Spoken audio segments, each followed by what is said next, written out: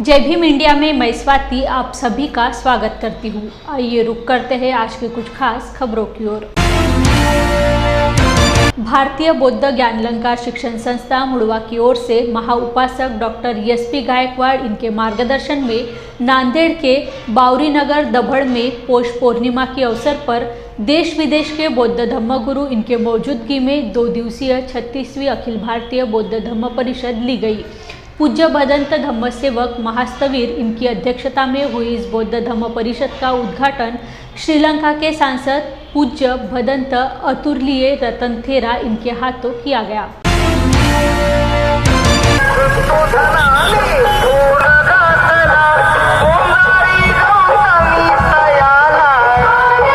उपासक उपासियों को मैं संगमित्रा शेषरा वाघमारे मैं अम्बेडकरवादी मिशन की स्टूडेंट हूँ और यहाँ पे मैं बचपन से आती हूँ।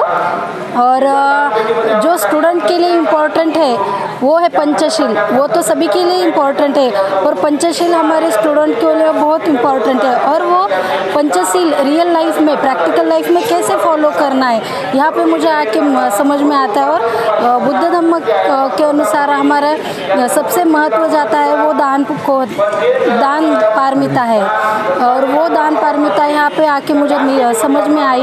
और मैं सभी उपासक उपासियों को दरख्वास्त करती हूँ कि आप आके सब दान कीजिए और हमारे बौद्ध धम्म के लिए जो ज्ञान है वो प्राप्त कीजिए और हमारे बौद्ध धम्म को बढ़ावा दीजिए। We came here yesterday. We participated very big event, very huge crowd over there, commemorating great leader of India known as Baba Sahib Ambedkar. All the Buddhist world respect him. He is the pioneer of the new Buddhist thoughts.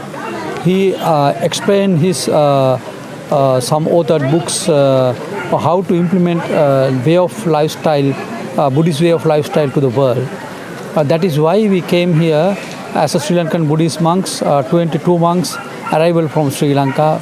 We are blessed by you chanting Buddhist text sutras. It's in Pali, and also we gave some ceremonies. And today also we are going to commemorate that event. We continue today also at the night. We delivered South Asian Buddhist Forum today evening at the big, in front of the big crowd.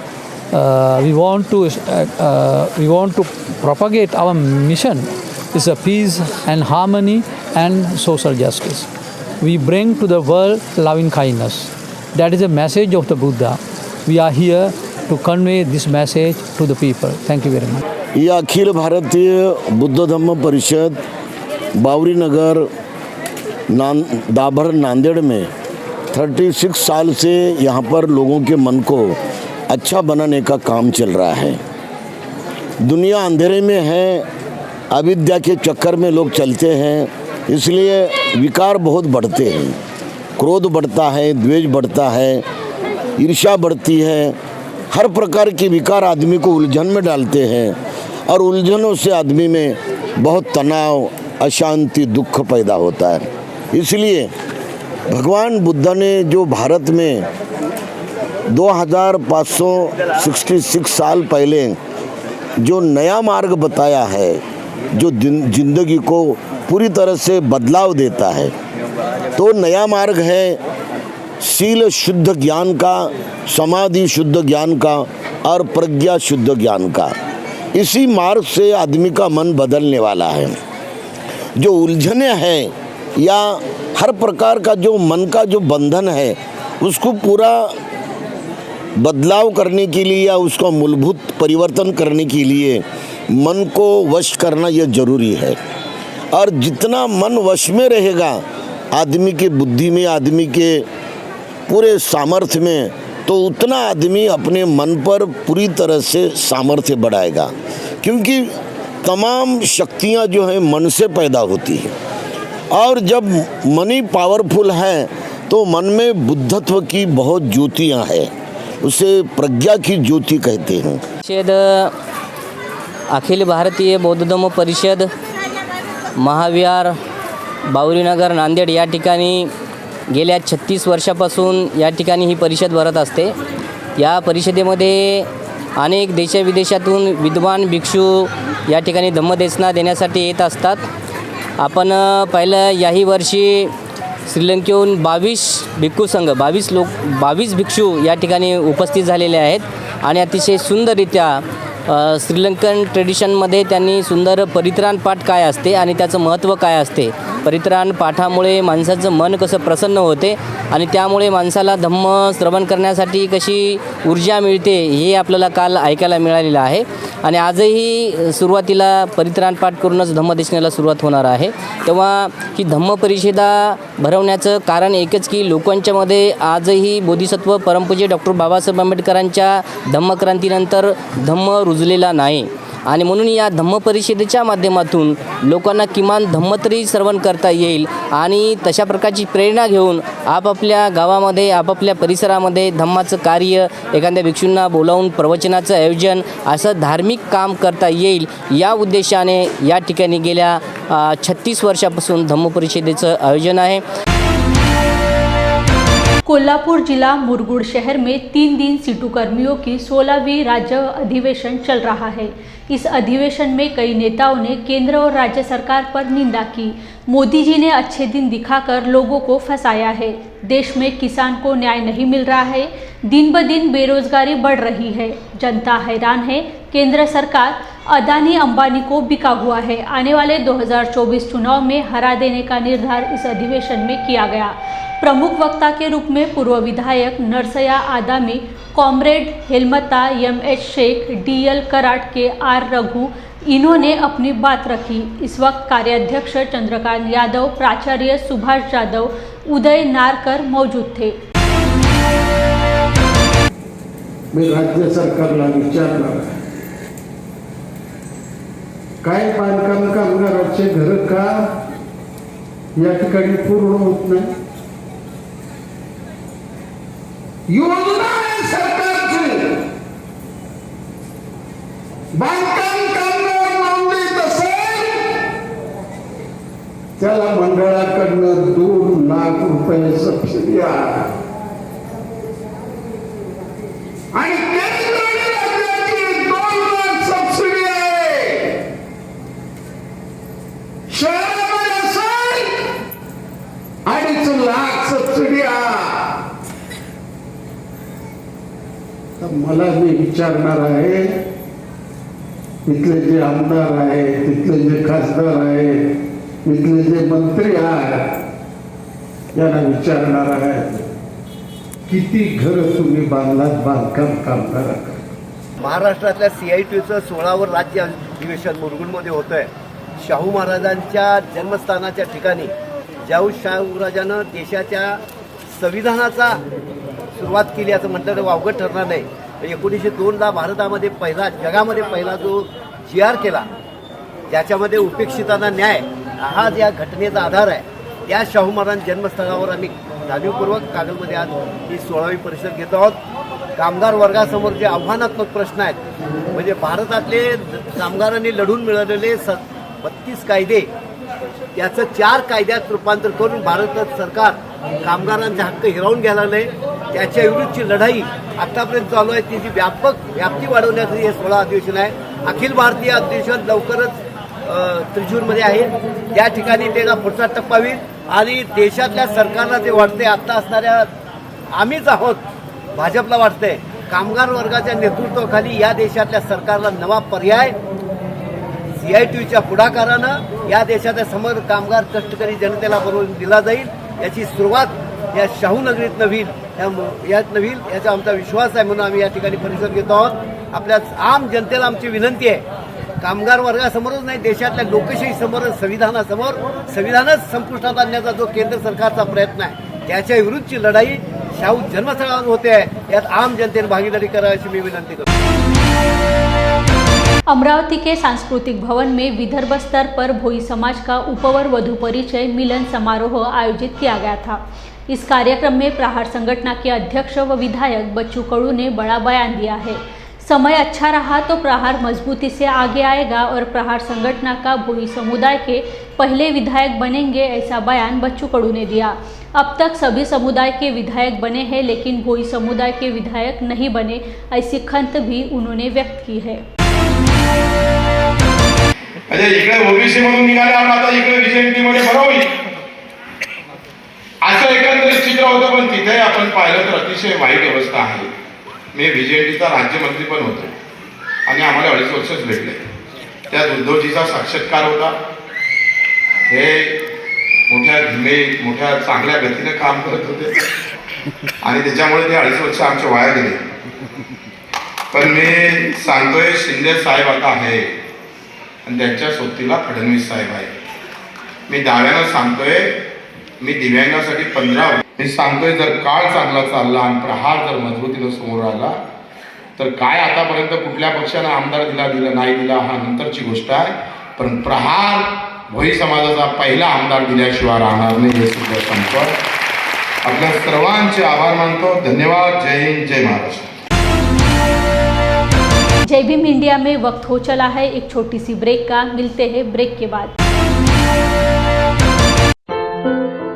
क्या हुआ बहू? माँ, piles की बहुत तकलीफ हो रही है। तो तुम गुदरोग सर्जन के पास क्यों नहीं गई? देखो, जैसे हार्ट के लिए हार्ट स्पेशलिस्ट, ब्रेन के लिए ब्रेन स्पेशलिस्ट, तो पाइल्स के लिए पाइल स्पेशलिस्ट क्यों नहीं? स्त्री हो या पुरुष, टॉयलेट में तकलीफ केवल पाइल्स ही नहीं, और भी कई प्रकार के गुदरोग तथा कैंसर भी हो सकता है। इसीलिए इसकी प्रत्यक्ष जांच जरूरी है।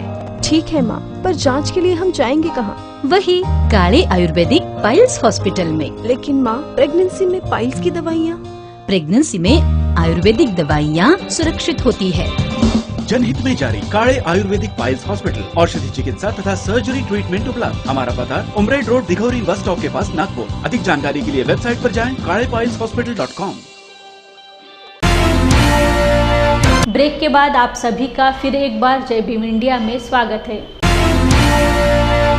श्री क्षत्रिय कोसले माड़ी समाज विदर्भ नागपुर और कोसले माड़ी संगठन द्वारा भारत की पहली शिक्षिका, प्राध्यापिका, विज्ञान की जननी और सभी महिलाओं के लिए प्रकाश की राह दिखाने वाली क्रांति ज्योति सावित्रीबाई फुले, इनकी जयंती उत्सव 8 जनवरी रविवार को मनाया जाएगा। पिछले 2 महीने से समाज की महिलाएं इस आयोजन की तैयारी कर रही है। इस कार्यक्रम में सावित्रीबाई पर आधारित अनेक प्रस्तुतियां, गीत, नृत्य एवं प्रबोधन होंगे। इस कार्यक्रम को सफल बनाने के लिए माननीय ईश्वरजी ढोले, कृष्णा महादुरे, श्रीकांत मोहुर्ले, राहुल गड्डाई आदि लोग कड़ी मेहनत कर रहे हैं। क्षत्रिय कोसळे माळी समाज विदर्भ या नावाने स्थापन झाली होती 1967ला। तेव्हापासून आजपर्यंत या शाखेतर्फे म्हणजे कोसळे माळी शाखेतर्फे अजूनपर्यंत कोणत्या प्रकारचा कार्यक्रम घेण्यात आला नव्हता।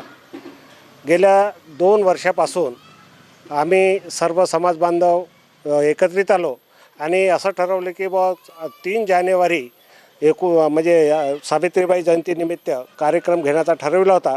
या निमित्तानं 3 जानेवारीच्या ऐवजी 8 जानेवारीला घेण्यात यावा असं ठरलं होतं। विशेष कार्यक्रमाचे म्हणजे समाज बांधवांना जागृत करणे, महिलांना सावित्रीबाईच्या लेकी असल्यामुळे महिलांना एकत्रित करणे आणि सर्व समाज बांधवाला एकत्रितपणे जमा करून कार्यक्रमाची शोभा वाढवावी या निमित्त। सर्वप्रथम तर मी लॉर्ड बुद्धा चॅनलचे मी आभार मानतो की त्यांनी ही दखल घेतली आणि या कार्यक्रमाला तुम्ही म्हणजे आमची इथे एक इंटरव्ह्यू घेत आहे आणि त्या माध्यमातून आम्ही लोकांना आवाहन करू इच्छितो की 8 तारखेला जो कार्यक्रम होणार आहे, सावित्रीबाई फुले यांची जी आता माहिती लोकांना होत आहे, आतापर्यंत मला तरी वाटतं माळी समाजामध्ये अशा प्रकारचं नियोजन इतर शाखांनी जरी केलं असेल तरी म्हणजे कोसळे माळी शाखांनी पहिल्यांदाच यामध्ये पाऊल टाकलं आहे।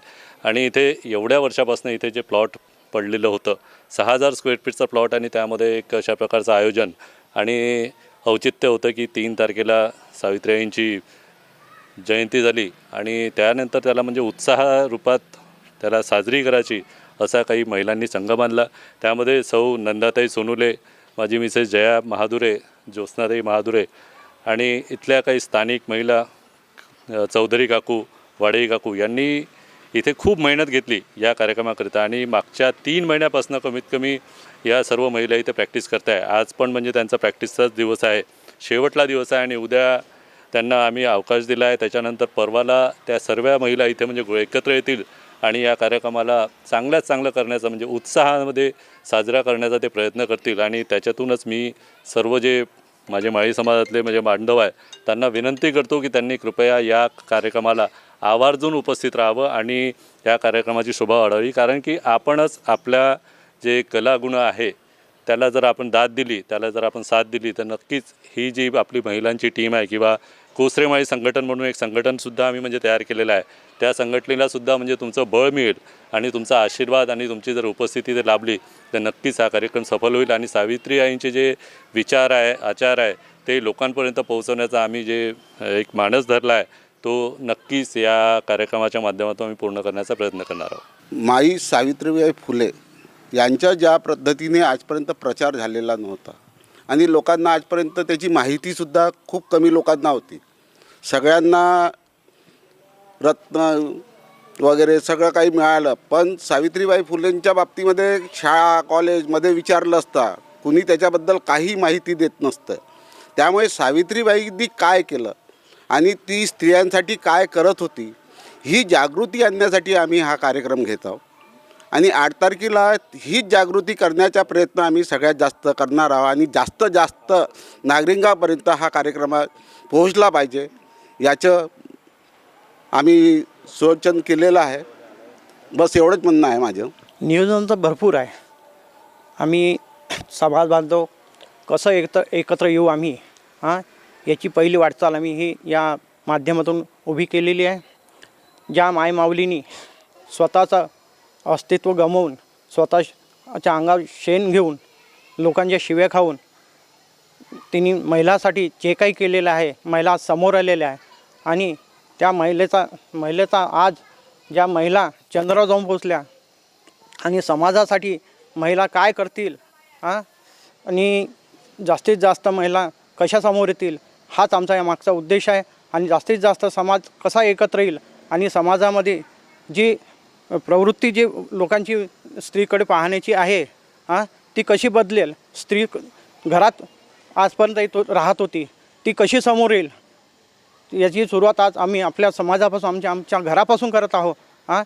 आणि आजचा जो कार्यक्रम जो आहे आमचा 3 जानेवारीचा हा वर्किंग दिवस असल्यामुळे आम्ही 8 तारखेला रविवार असल्या कारणाने घेण्यात आलेला आहे. सावित्रीबाई ज्या आहेत त्यांनी शिक्षणाचा पाया रचला स्त्रियांसाठी. तर स्त्रिया आज कुठे कुठे पोचल्या, प्रत्येक क्षेत्रात तिने नाव कमवलेलं आहे. पण त्या स्त्रीला आता कुठेतरी कोणीतरी असं म्हणजे आपल्या याच्यामध्ये विसरत चाललेलं आहे.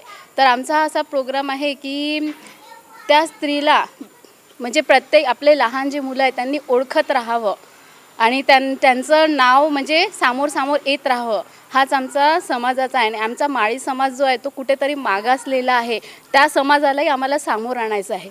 म्हणून या सगळ्या कार्यक्रमाची आम्ही रचना रचली आहे. सावित्रीबाई यांनी जे महिलांसाठी केलं त्यासाठी आम्ही महिला सगळ्या खूप म्हणजे आभार मानतो आहे त्यांचे.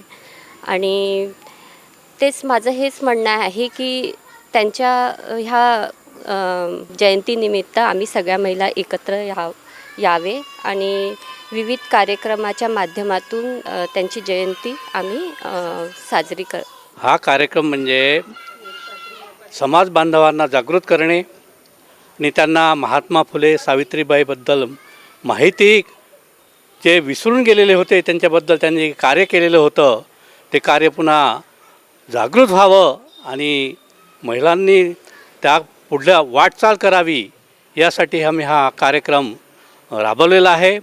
गेल्या 10-15 दिवसापासून सर्व टीम येथे राबत आहे आणि हा कार्यक्रम सक्सेस करण्यासाठी यशस्वी करण्यासाठी सगळ्यांनी एकत्रित यावं या उद्देशाने आम्ही येथे हा कार्यक्रम घेण्याचं ठरविलेलं आहे.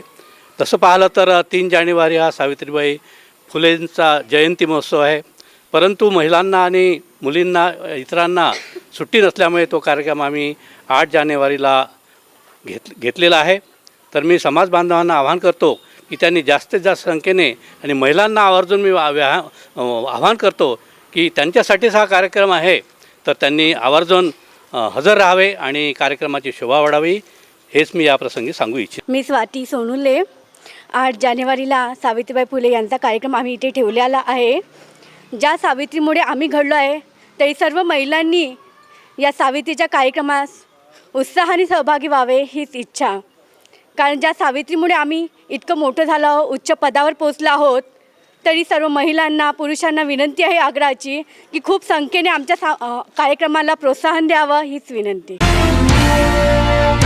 समाजसेवी उद्धव कुथे एवं हजारों ग्रामीणों की ओर से बेंसे से कोलेटी मार्ग पर अम्बा नदी की खाड़ी पर पुल बनाने की महत्वपूर्ण मांग की गई है, जिससे 19,000 से अधिक नागरिकों को लाभ होगा और यात्रा और परिवहन के लिए नागरिकों को सुरक्षित एवं आरामदायक सुविधाएं उपलब्ध होगी.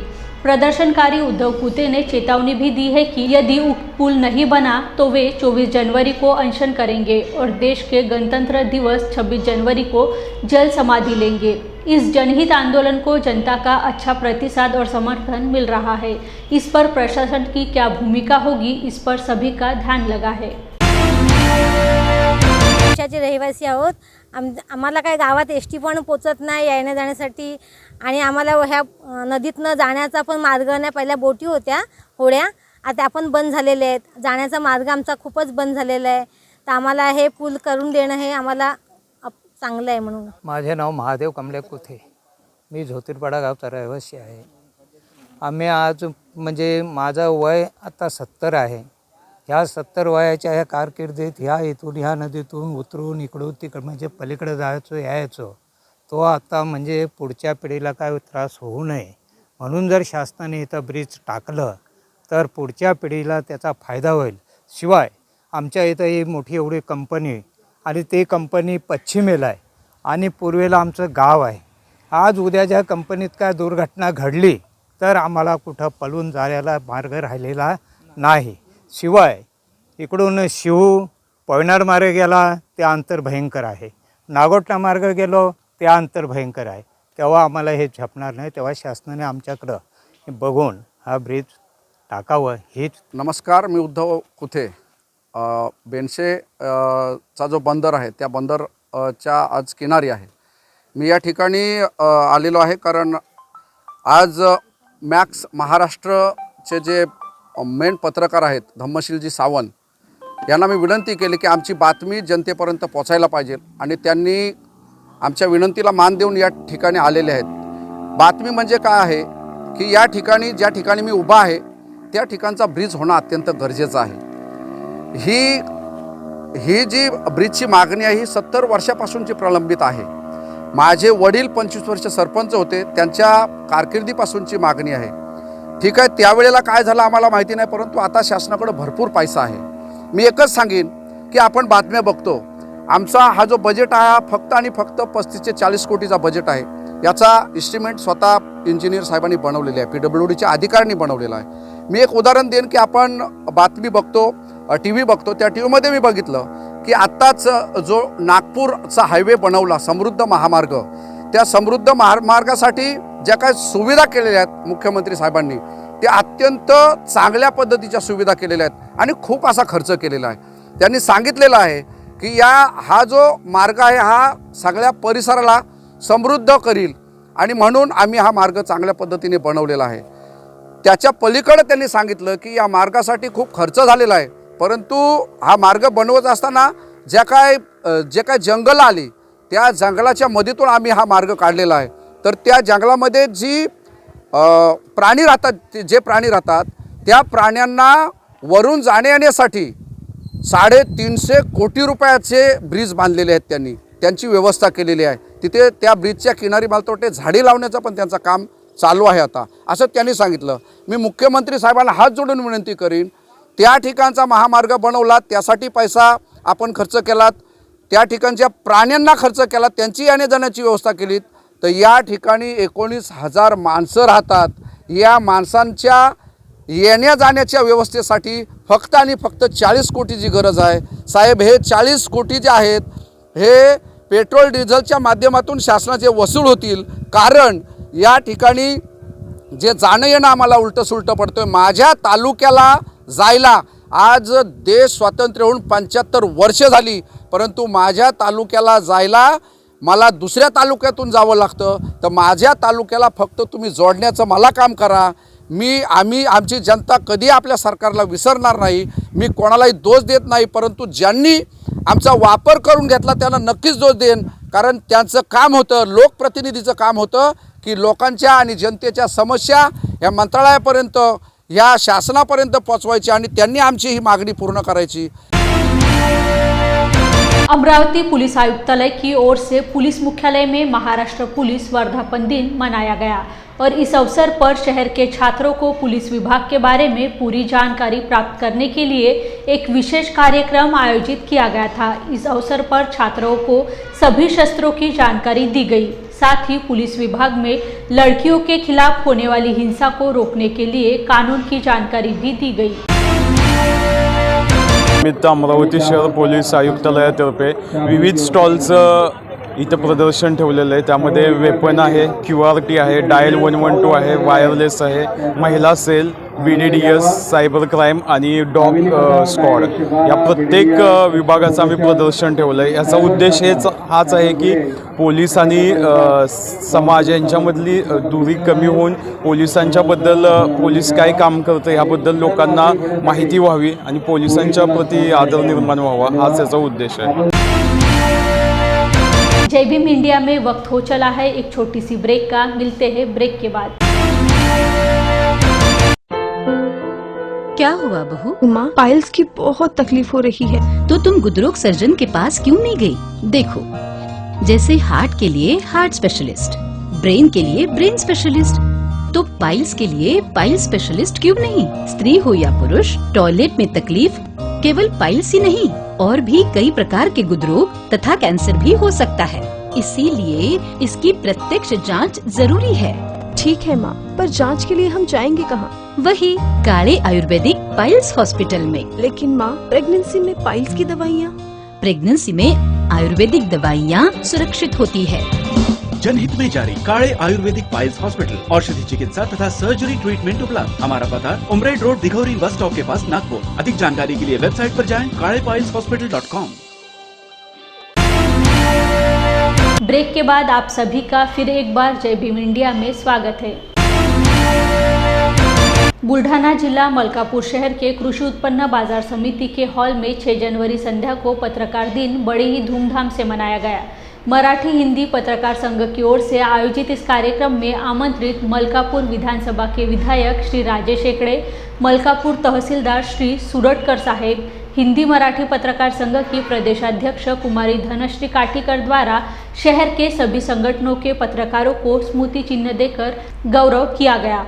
हिंदी मराठी पत्रकार संघ की ओर से पत्रकार भवन की पुरानी मांग को पूरा करने का वचन विधायक श्री राजेश भाई एकड़े ने दिया। इस कार्यक्रम को सफल बनाने के लिए लॉर्ड बुद्धा टीवी के NA हिरवाले, करण सिरस्वार, गौरव खरे तथा सतीश दांगड़े का आयोजन रहा।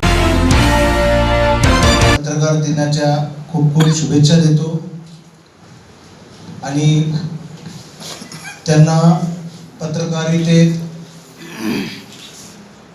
भरपूर यश लाभो आणि त्यांची पत्रकार आणि पत्रकारितेत ज्या शिड्या आहेत त्या संपूर्ण ते पादाक्रांत करो अशा शुभेच्छा देतो। त्यांना निरोगी आयुष्य मिळो ह्याही शुभेच्छा देतो। बंधूंनो, बाळशास्त्री जांभेकर यांनी याच दिवशी दर्पण नावाचं एक साप्ताहिक काढलं होतं। त्या काळात साप्ताहिक काढत असताना त्यांना काय अडचणी झाल्या असतील हे आपण विचारही करू शकत नाही। कारण स्वातंत्र्यपूर्व काळात त्यांनी जो संघर्ष केला, ज्या संघर्षाची त्यावेळेस गरज होती, कारण स्वातंत्र्यासाठी जे बहुमोल जे काम त्या काळात पत्रकारांनी केलं ते फार त्यावेळेची गरज होती। मित्रांनो, त्यावेळेची गरज होती म्हणजे आज गरज नाही का? आजही तुमच्या या कामाची अतिशय गरज आहे। समाजाला योग्य दिशा देण्याचं काम तुम्ही सर्व पत्रकार बंधू करत असता। मी तुम्हाला खूप खूप शुभेच्छा देतो आणि तुमच्यापासून अनेक अपेक्षाही आहेत की तुम्ही समाजाला ज्या पद्धतीनं जे बाळशास्त्री जांभेकरांनी आद्य पत्रकारांनी ज्या अपेक्षा व्यक्त केल्या होत्या, ज्या परिस्थितीतून त्यांनी पत्रकारिता जिवंत ठेवली, ती आताही तुम्हाला स्वातंत्र्यपूर्व काळात त्यांना जो संघर्ष झाला तो संघर्ष तुम्हाला आताही आहे. साप्ताहिक चालवणे किंवा दैनिक चालवणे हे काही फार सोपी गोष्ट नाही आहे. त्यामुळे त्या संघर्षातून तुम्ही हे काम करत आहात, खरोखरच तुमचं अभिनंदन करायला पाहिजे. पत्रकार दिन के अवसर पर कोल्हापुर शाहू स्मारक भवन में कोल्हापुर प्रेस क्लब की ओर से अपनी कलम द्वारा समाज के प्रति न्यूज़ करने वाले विविध माध्यम के संवाददाता, छायाचित्रकार, वीडियो जर्नलिस्ट, इनका सत्कार स्तंभ लेखन सुधींद्र कुलकर्णी इनके हाथों किया गया. इस वक्त सांसद धनंजय महाडिक, विधायक प्रकाश अबिटकर, प्रेस क्लब के अध्यक्ष मोहन मिस्त्री, उपाध्यक्ष विजय केसरकर, कार्याध्यक्ष उद्धव गोडसे तथा अन्य मान्यवर बड़ी संख्या में मौजूद थे. प्रेस क्लबच्या वतीनं खूप वर्षभर आपले विविध कार्यक्रम असतात, ट्रेनिंग सेशन्स असतात, मार्गदर्शन शिबिर असतात आणि आज सर खास करून तेवढ्यासाठी आलेले की त्यांचं व्याख्यान निश्चितच आपल्याला मार्गदर्शक असेलच. पण समाजामध्ये आज आपण पाहत असताना ज्या काही दरी निर्माण होत आहेत किंवा तेढ निर्माण होत आहेत त्याचा समेट करण्याची जबाबदारी सुद्धा आज पत्रकारांच्यावर आहे असं मी मानतो. आणि आपण भविष्यात ते काम कराल. कोल्हापूर हे तसं महाराष्ट्रातलं एक सदन जिल्हा आहे. कोल्हापूर सर्वस्तोत्र संपूर्ण असणारा जिल्हा आहे, कर्तबगार लोक असणारा जिल्हा आहे आणि सगळ्याच क्षेत्रात आघाडीवर असणारा जिल्हा आहे. आणि त्यामुळं आपली जबाबदारी, पत्रकाराची जबाबदारी, आमच्या लोकप्रतिनिधींची जबाबदारी आणखी अधिक वाढते. आणि या दृष्टिकोनातून तुम्ही जे मार्गदर्शन करत आहात ते असंच भविष्यात करत राहा. आज मराठी पत्रकार दिनाच्या प्रसंगी गेल्या 2 वर्षात उल्लेखनीय काम केलेल्या पत्रकार, छायाचित्रकार, डिजिटल मीडियाचे पत्रकार, कॅमेरामन यांचा गौरव करण्यात आला आहे. या सर्व पत्रकार बंधू भगिनींना माझे हृदयपूर्वक अभिनंदन आणि शुभेच्छा. मित्र, आपण मला कोल्हापूरला बोलवलात. कोल्हापूरला यायला मला खूप नेहमी आनंद होतो, कारण माझं बालपण या शहरात झालेलं आहे. आणि हिंदीमध्ये म्हणतात ना की बचपन की यादें ये सदाबहार होती है. कोल्हापूर खूप बदललेलं आहे, पण वो यादें आज भी सदाबहार है. मुख्यमंत्री एकनाथ शिंदे के कुशल नेतृत्व में बालासाहेब की शिवसेना पार्टी ने ग्राम पंचायत चुनाव में अपना वर्चस्व स्थापित किया है. बालासाहेब की शिवसेना ने राजनीतिक और सामाजिक रूप से अत्यंत महत्वपूर्ण और प्रतिष्ठित माने जाने वाली निगड़े ग्राम पंचायत पर जीत का परचम लहराया है. कल्पना संजय मात्रे तीसरी बार सरपंच बनी है. निगड़े ग्राम पंचायत में शिवसेना की तीसरी बार हैट्रिक लेने पर पदाधिकारियों व कार्यकर्ताओं ने हर्षोल्लास से जश्न मनाया. साथ ही विधायक महेंद्र दलवी के हाथों स्कूल का उद्घाटन किया गया. युवा सेना के जिलाध्यक्ष संजय मात्रे के नेतृत्व में निगड़े ग्राम पंचायत का चुनाव हुआ. इस मौके पर गांव से भव्य रैली निकाली गई. आवाज देऊन मला 30 लाखाचा फंड दिला आणि त्या फंडातून आपण ती नवीन इमारत केलेली आहे. आम्हाला तुमच्याच आशीर्वादामुळे भाऊलपाड्याचा रोड 50-60 वर्ष रखडला होता. तो शेका पक्षाच्या बापाचा पण झाला नाही, पण ते तुमच्या माध्यमातून CSR फंड नारायण घेतला आणि तो आपण रोड पूर्ण केलेला आहे. आम्हाला तुमच्या आशीर्वादामुळे आपण जगजीवन मिशन योजना 78 लाखाची योजना आपण आणलेली आहे. त्या योजनेतून भाऊलपाड्याच्या गावात आपण टाकी बनवलेली आहे. आदिवासी वाडीवर टाकीचं काम सुरू आहे आणि माझं रोडला पण टाकीचं काम सुरू होणार आहे. मामा सांगायचं तुमच्याच माध्यमातून हा रोड झालेला आहे. हा DPDCच्या फंडातून 28 लाख रुपये आपण दिलेले आहेत आणि त्याच 28 लाखातून आपण हा आळतरगावचा रोड आणि आदिवासी वाडीचा रोड केला आहे. मामा तुमच्याच माध्यमातून आपण हे हायवे सिस्टम तुमच्याच माध्यमातून आपण केलेलं आहे. आणि मामा लोकांना जी फिल्टर पाण्याची गरज आहे ती सुद्धा तुमच्याच माध्यमातून मी ह्या पालघर गावात फिल्टर योजनेची योजना आणलेली आहे आणि लोकांना 10 रुपयात 20 लिटर पाणी देतो आपण. आणि मामा तुम्हाला सांगेल, इथे शेका पक्षाचे आमदार 35 वर्ष होते आणि शेका पक्षाचे हयात पण संपत आलेले. तुम्ही त्या अलिबाग मधून संपत आलेला, त्यांना सुद्धा जे काम झालं आहे माझं आदिवासी वाडीचं, ते तुमच्या आशीर्वादामुळे मी त्या माझं आदिवासी वाडीवर लाईट नेऊ शकलो, विद्युतीकरण देऊ शकलो आणि त्यांच्या घरात आपण जीवन लावू शकलो. माझे कार्यकर्ते म्हणतात की दादा जरा विरोधकाबद्दल बोल. विरोधकाबद्दल काय बोलणार मी? तुम्हीच मला मतपेटीत भरभरून मतदान दिलं आणि हॅट्रिक दिली, अजून मी त्यांच्याबद्दल काय बोलणार? आज खरं आमचा ध्यास दिसत आहे. सरकारच्या माध्यमातून अनेक योजनांचा निधी पंचायतच्या माध्यमातून आपल्यापर्यंत पोहोचवण्याचं ध्येय आम्ही सगळ्या नेते मंडळी निश्चित घेतलेलं आहे. मग येणाऱ्या काळामध्ये आपण ग्रामविकास या माध्यमातून निश्चित तुमच्यापर्यंत माझे सदस्य, माझे सरपंच, माझे विभागातील सर्व नेतेगण निश्चित पोहोचणार आहे. या भागामध्ये निगडे असेल, साईडच्या पंचायती असतील, खूप छान पद्धतीने तुम्ही ग्रामपंचायत निवडून लढलात. खरं तर आमच्यासारखे नेते ते यायला पाहिजे होतं, परंतु एवढा लोड पाहायला अजिबात होता की माझ्या विरोधात सगळेच पक्ष एकत्र बसून मी लढलो. तुम्ही समोर बघितलं म्हणजे आज 13 पंचायतीमध्ये 9 पंचायती आपण एक हाती घेतली आहे. एक पंचायतने माझ्या जुने शिवसेना दिली, त्यांचा आग्रह होता की शेत आम्हाला देऊन टाके, मी त्यांना दिली. एक पंचायती आपण गाव विकास आघाडी लढलो, पण एक निश्चित सगळे एकत्र आले तरी त्यांना 40 मोठी चीज पराभूत मी केलेला आहे. एक तर असा आहे की लोकांनी माझ्या कामावरती, स्वभावावरती विश्वास प्रामाणिक ठेवला आहे. कारण शेका पक्षाचा असताना त्यावेळेचा बालेकिल्ला हा बुरुज कोसळवणं हा साधं काम नाही आहे. तर थोरात मोठ्यांचे सगळे आशीर्वाद निश्चित आमच्या पाठी आहेत आणि म्हणून तर आपण हे सगळं करू शकलो. येणाऱ्या काळामध्ये पेनकडे विशेष मी लक्ष देतोय. म्हणून माझ्या सगळ्या पदाधिकाऱ्यांना सांगतो की आमच्या ताई निश्चित सगळ्या बघतायत की दुर्लक्ष झालंय का, की पूर्वीच्या शिवसेनेमध्ये दुर्लक्ष निश्चित करत आहे. कारण जी काय फळी माझ्या जोडीला होती ते विचार करण्यात पलीकडची होती आणि म्हणून आता नव्याने हे संघटन मी तयार केलंय.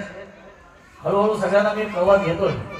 आता ज्यांना इथं सन्मान घेतला त्यांनाही घेतोय, तुम्ही काळजी करू नका. माझ्यावरती एकदा माझा हात खाण्यावरती गेला की तो माणूस माझा होतो निश्चित. आज के लिए बस इतना ही. कल फिर मुलाकात होंगी. तब तक के लिए बने रहिए जय भीम इंडिया में. जय भीम.